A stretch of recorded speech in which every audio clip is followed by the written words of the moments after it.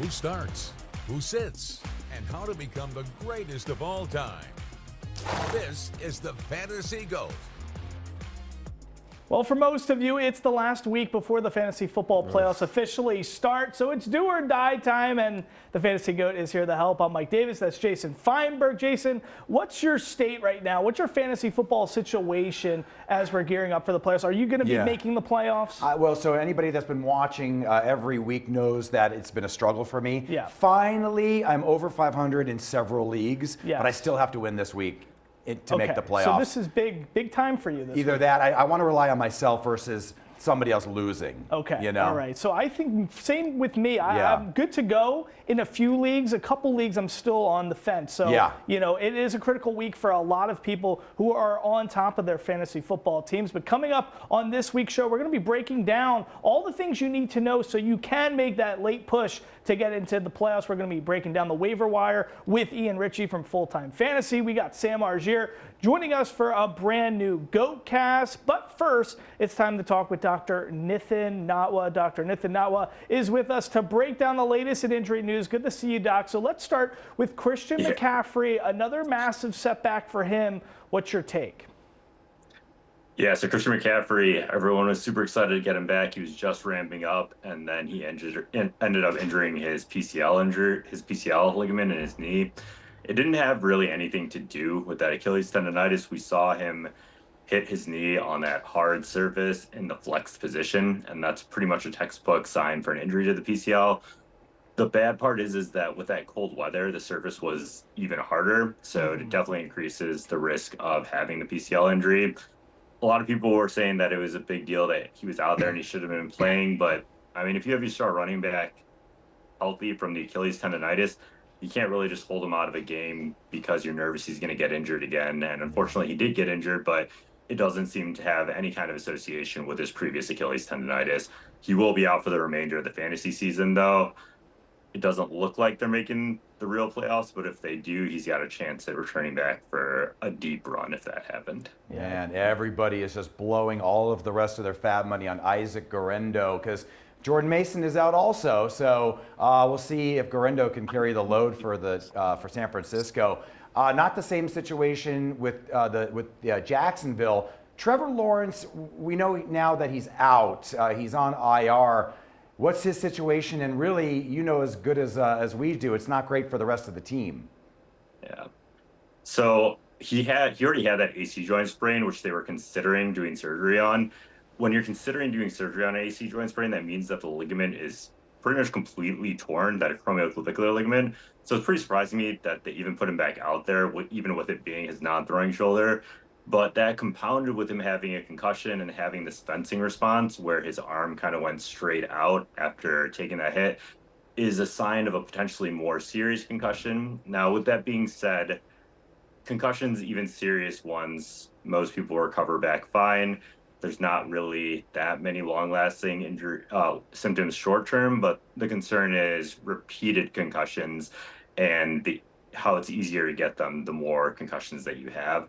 So I believe this is Trevor Lawrence's second concussion, and the last one he had was over a year ago. So this isn't quite the same situation as other players that we've seen where they've had multiple concussions in the same season. I'm not overwhelmingly concerned about him returning from this concussion. With that being said, all concussions are scary and should be evaluated, but this doesn't move my meter in terms of it being very concerning to me in the realm of NFL players who suffer concussions. Okay. All right. Interesting stuff there. Lastly, let's talk about one dude who I'm just frankly in love with. He's a rookie who's been killing it for me in fantasy, Ladd McConkey in LA. He's shaping up to play. And, you know, how much of this injury impact we're seeing from him, is it going to impact his production moving forward? Is this somebody we can rely upon in the playoffs? Ladd has been a steal. If you got him, you've gotten a wide receiver one production out of one of those deep round picks, and that's amazing. With that being said, I'm kind of concerned about his production performance going forward for this next couple of weeks because he already has that AC joint sprain, which he aggravated in the previous game, the same game where he has this knee injury. and they haven't provided much clarity on that knee injury. They called it a knee sprain, which in our realm can mean typically an MCL sprain, which is the medial collateral ligament. But the mechanism that he got injured on was a hyperflex knee, meaning the knee was completely bent in half in the way it's supposed to, just at the extreme range, and his knee impacted the ground, which we've talked about before is the mechanism for a PCL sprain. So both a mild PCL sprain and a mild MCL sprain, you're able to play through. But with him having limited practices, with them being pretty vague about the terminology on how healthy he is, I think he's going to be playing limited with not just this knee injury, but also that shoulder injury. And you can't really expect top end production no matter what player you're talking about when they're playing through 2 injuries that potentially could keep them out this week. So if he is active, there's been a lot of injuries, so you probably don't have that many options, but I would really consider if you have 2 players in the same range and you're deciding between Ladd and someone else, I'll probably go the other player this week. Damn. All right. I really need him big time. Yeah, I know. Yeah, he's huge. All right, Doc. Thank you so much. You're the best. Go follow @FantasyDocs on social media for all the latest and greatest up-to-the-minute fantasy injury news. Good luck this week, Dr. Natwa. We'll see you next time. Thanks. See you next time. All right, so let's do some housekeeping here as we approach the playoffs. Let's do some playoff planning. We're all looking for an edge. Question for you, though, Jason, as we're planning for the playoffs, are you comfortable with this, sacrificing depth for starters? Right now, you have to look at things in the next 4 weeks versus this coming week, if you're savvy enough, if you have the time. So I look, you do what it takes to win. The goal is to win the championship. You have to go for it. You know, you have in a lot of your leagues, you have this tendency to do the no IR thing, right? Yes. So your leagues are always difficult because there's limited bench spots, there's no IR, so you got to make some choices. I had to make a hard choice in one of your leagues where I actually dropped Nick Chubb, who's playing decent, but the thing is, my quarterback situation with C.J. Stroud isn't so great, so I'm thinking, okay, Chubb's not going to overtake Bucky Irving or, Breece Hall for me or James Conner. So I got to dump him. And what I did is I dumped him for Russell Wilson because I figure there's a chance Russell Wilson's going to be a starter for me. Well, the league isn't doing anybody any favors by having Mageddon in week 14, which is the playoffs for some leagues. Right, exactly. Yeah. So you have to dump certain players. And I guess, the bottom feeders, the vultures of your league, have a chance to take them. It's true. The other tactic I will say, just for people at home, now is when you're trying to find those little slight edges like we've been talking about. So in some leagues, Jason, I'm carrying 3 defenses and 2 tight ends just to see where I can get an edge because I know my starting lineup has kind of really taken shape. Yeah, I feel like sometimes that's where you can make the biggest move is with these kind of ancillary positions. I feel like so many wide receivers are in the same exact dude where, you're going to get 9 points. Right, and then you have to make your moves with a good defense matchup. Or you take a stab with a guy like Jameis Winston, 100%, yeah. So you got to find the edge where you can take it.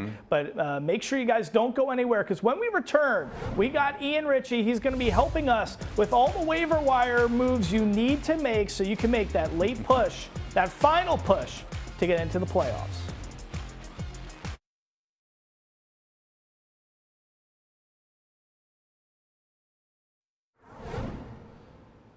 All right, welcome back to the Fantasy G.O.A.T. We're joined now by Ian Ritchie of Full Time Fantasy. Yep, he's helping us with navigating this crazy waiver wire ahead of the playoffs. So, Ian, let's get right to it. Who's the first guy we need to target? I think you really need to be targeting Isaac Guerendo from San Francisco. It's really a value of volume type play where, we start the year in 3rd behind Christian McCaffrey and Mason. And with both those guys on IR, it gives Guerendo an unbelievable opportunity to dominate the backfield there in San Francisco. We plan to get him. He's going to get a lot of carries. He'll get a lot of opportunities. And like I said, it's a value of volume. He's a good runner. He's shown it already. They trust him. And we expect him to get 15 points plus every single week for the rest of the year. So for your playoff run, when you can bank a free agent that's going to get you 15 plus every week, you take it and you run. You do what you have to do to get him. Yeah. All right. Yeah. I mean, couldn't get him. He's a league winner. I got him in one of your leagues. You did. Yes. Oh, that's good. I didn't have enough. I didn't have enough money. Yeah. So he's going to be definitely a potential league winner for a lot of people. Next, Ian, let's talk about this. A guy who used to be like a first, second round pick, a true fantasy darling. Tell us about who you got next. You know, I love the veteran Adam Thielen. I've always been an Adam Thielen fan. You know, he's had a lot of great years. He was signed as a free agent out of college. He actually went to Minnesota State. He was a Minnesota State Maverick. He was signed as a free agent by Minnesota and has some great seasons there. He currently holds a couple NFL records still. 8 straight 100-yard games, 74 receptions in the first half of a season. He's done really well, and quietly, you'd be surprised to find out he had 103 receptions last year for Carolina. So now you have a veteran coming back. It's in an interesting situation. If you've been paying attention at all, Bryce Young, the quarterback in Carolina, has been playing a lot better, but they're losing games. So you're in a situation where they're chasing teams each week. Thielen is healthy. He's back. He had a great week last week. He had 6 catches, had 99 yards and a touchdown. And we really expect him to be the go-to guy in Carolina, especially as Bryce Young keeps playing better football and throwing the ball. Adam Thielen you can count on as a great veteran for the rest of the season. Yeah, I agree, and I picked him up in the Dr. Feinberg League. Oh, that's good. Yeah. So I'm happy. I'm gonna roll with him, even though he's up against Philly. Yeah, I like that mentality. Mm-hmm. Yeah. All right, Ian. Thank you. And who's the last guy you got for us? You know, the next guy's an interesting player. It's Elijah Moore from Cleveland, and Elijah Moore is a great player. He's a second-round pick out of Ole Miss by New York. And you know, he complained about his targets and his playing time there, and basically argued his way out. He went over to Cleveland. Had a record year last year for most receptions and targets, but it still wasn't quite good enough to be fantasy relevant. With Jameis Winston at the helm, he is absolutely fantasy relevant. He had 8 catches last week for 111 yards. He had 14 targets, which, by the way, was more than Jerry Jeudy had, who had a big 40-point game. And so he's a really good guy to get because, again, it's a value of volume. Jameis Winston throws the ball a ton. Cleveland's behind. They're chasing. And Elijah Moore is going to get his catches. So, again, it's another starter that you can get going into the playoffs that's getting a decent amount of volume, and he's going to set a record this year for his most receptions and targets from last year. Yeah. All right. That makes a lot of sense. I love all the mental perspective behind this. The mentality that you have on this stuff is good, Ian. So thank you so much. Good luck to yourself, and we'll see you next week. And guys, don't go anywhere because we're playing a game of this or that.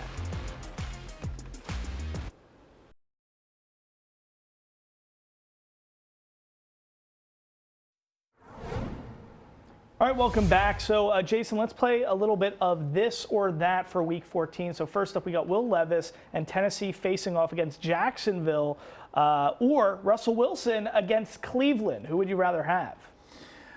I feel like Will has gotten a lot better, but I think I'm still going to let Russ cook.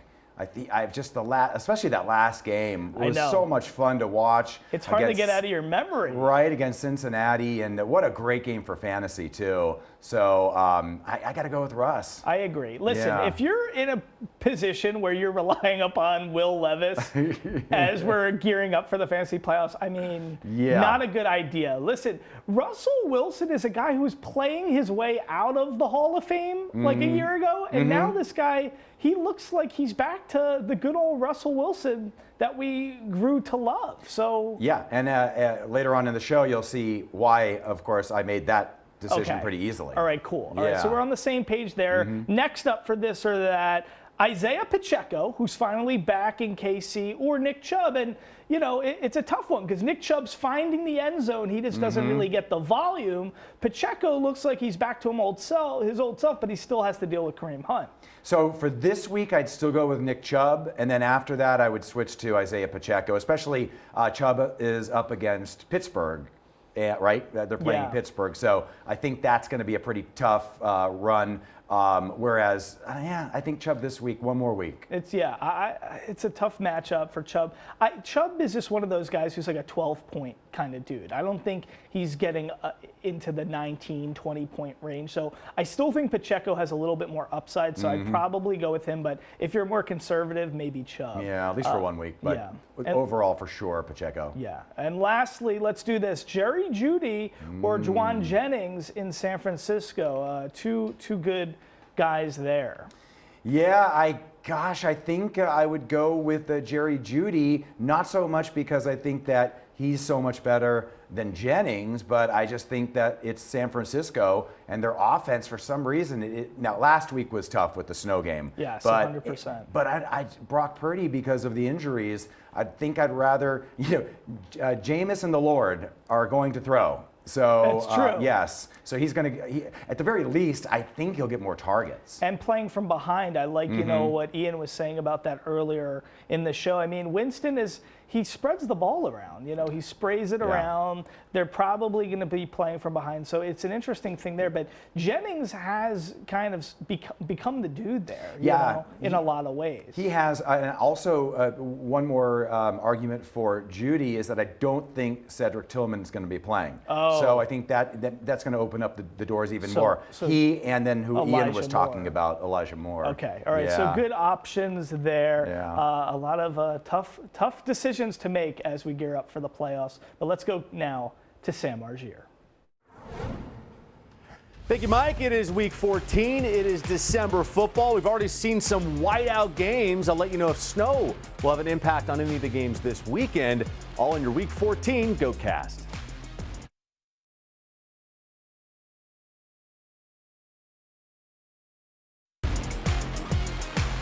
This is the Fantasy GOAT.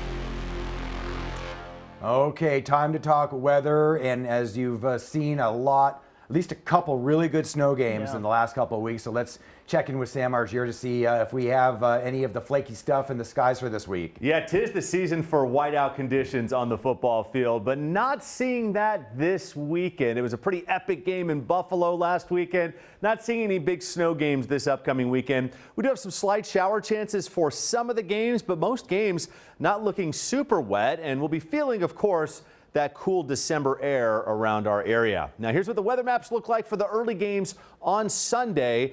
Cool up in the Northeast. Pittsburgh, New York taking on New England. We'll be in the 40s and 30s for most of the game. But the snow looking to stay kind of north of the Boston area for that game around New York and New England. Philly taking on Carolina, looking good there at 46. Tennessee playing Jacksonville. Most of the rain looking to be west of Nashville. And then, of course, very mild down in Florida. A couple games in Tampa Bay and Miami will be in the mid to low 70s there. Only one outdoor game for the late slot on Sunday during the afternoon. 56 for San Francisco taking on Chicago in the Bay Area. A lot of sunshine there. And then we do have the Sunday night game in Kansas City. Now, we're going to watch this game. Could see a few showers there. That's going to be one of the games that has the opportunity to see a few scattered showers. 50 degrees the temperature there. And then the Monday night game is indoors down in the Big D. Dallas taking on Cincinnati with mid-50s again at night, so no worries about sun glare for that game. Who knew? We should let that go for Cowboys. I mean, for Dallas fans, I feel bad for them. Jerry, I don't think Jerry Jones wants us talking about that. No. But I do have to say, just to reiterate again, that Buffalo game. I mean, is that the best part of football? Just getting to, and that's when it's like childlike. It's amazing, You can tell those guys have a good time, unless you're Christian McCaffrey, of course. But, I mean, and what I was surprised too. I go, do they have like heated lines on the field? But it's actually the technology they use now on the television. I noticed, because if you look closely, you can kind of see the faintness on some of the players and the refs. Yeah. Okay. I was like, they got a heated field in Buffalo. This is amazing. But no, it's just TV magic they use to kind of put the lines for the viewers. Well, you know what? That's what we call you, TV magic. Well, back at you, Mike. There you go. Josh Allen, what a weekend for him. He's at the winning in the snow game, passing and catching a touchdown to himself. Yeah. With Amari Cooper's help, getting engaged to a beautiful actress. I mean, right. And it's good times for him. He just needs to get a ring now. Yeah. They don't have that'll be it. He gave a ring, now he needs to get a ring. Nice to get the ring. That's how it works. All right, guys. Thank you so much, Sam. You bet. Coming up next, we got GOAT lineup. You don't want to miss that. We'll be right back.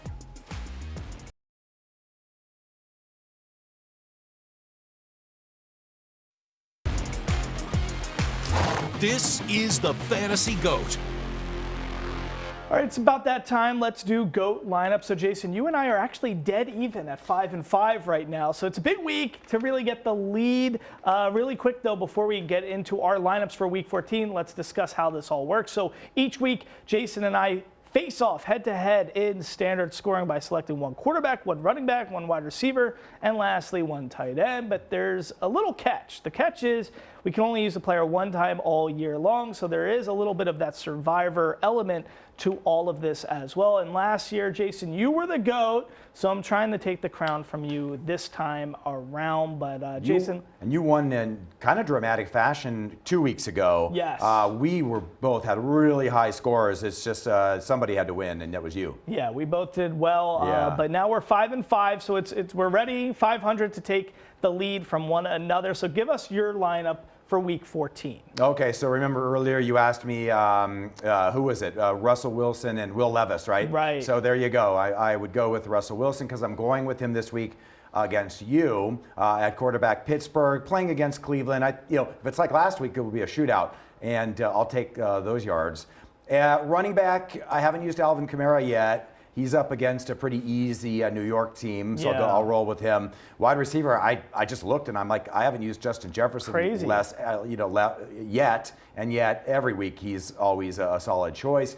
And the hot catcher right now for tight end is Miami's Jonnu Smith. I might as well go with him. You and me were spending Thanksgiving in California, and we're watching that Miami game, and I'm about to have a conniption. Yeah. Like, where's Tyreek Hill? Where's Jalen Waddle? Why is it only Jonnu Smith? And I'm up against Jonnu, and so we're both going nuts. It was crazy. But all right, so you're putting him to good use. All right, so here's my Week 14 squad. I'm going to go with Baker Mayfield. Playing against Las Vegas, they're in contention in that NFC playoffs. South. Yeah, they're trying to get that spot, so I think that's a good play there. I'm also going to go with Chase Brown. Huge. In Cincinnati. He's been a big-time stud for a lot of fantasy owners. I got him in a couple leagues, so I like what he's doing. Devontae Smith with my Philly team playing against Carolina. Hopefully he can find the end zone. It's always iffy with him, but I'm trying to hold off another week without A.J. Brown, so I'll probably use him against you next week. And then lastly, I got to go with the guy I haven't used all year, but probably him and Bowers are the top two tight ends, George Kittle versus Chicago. So that's my lineup there. We got some good guys there, Jason. But good luck to you. Hope you make that playoff push. I'm going to be trying my hardest as well. We're going to watch this week. We'll watch together. Yeah, it'll be a lot of fun. Guys, good luck. Make that playoff push at home. We'll see you next time.